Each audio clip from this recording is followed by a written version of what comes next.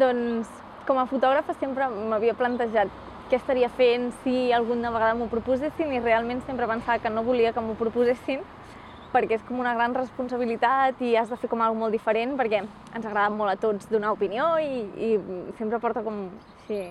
a debat si és bo, si no, el treball que s'ha fet i jo no volia que m'ho diguessin perquè a més és com a mataronina, segur que quan t'ho diguin has de dir que sí. I llavors, bueno, doncs això, em va espantar una mica perquè no esperava que el moment arribés aquest any, però al final dius que sí i esperes poder fer alguna cosa diferent. Tenia la idea bastant clara de sempre.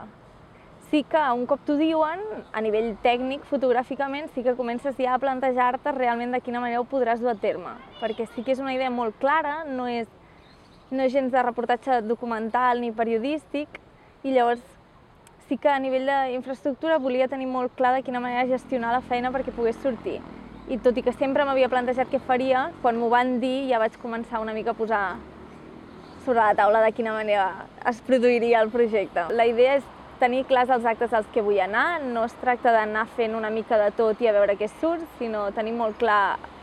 La idea és fotografiar la gent i els perfils que consumeixen Santes i llavors aniré a determinats actes a fer les fotos que estic buscant trobar. Bàsicament és això, sí que necessitava un tipus d'òptica concreta perquè volia fer un estil fotogràfic determinat, treballant això amb una profunditat de camp determinada i volia aconseguir un tipus de llum que és complicat si vols aconseguir-la tant en foto nocturna com en foto de dia, que és el cas de les Santes. Jo crec que dispararé moltíssim, o almenys ho espero, perquè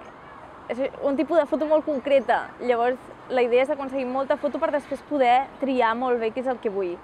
I és que segur que disparo més de 4.000 i de 6.000 fotos, segur. A mi m'agrada molt editar i m'agrada molt gestionar projectes d'exposició i és una part que em ve molt de gust. A més, crec que és una idea o un projecte que funcionarà molt bé exposat, crec que és el format ideal per veure aquesta proposta, llavors és una cosa que em fa molta il·lusió. Per tant, aquesta part, l'únic que em pot agobiar és revisar les 6.000 fotos, però un cop tingui això fet crec que disfrutaré molt de l'edició. I en aquest sentit jo he de dir que sempre havia sigut molt crítica amb les exposicions de Santes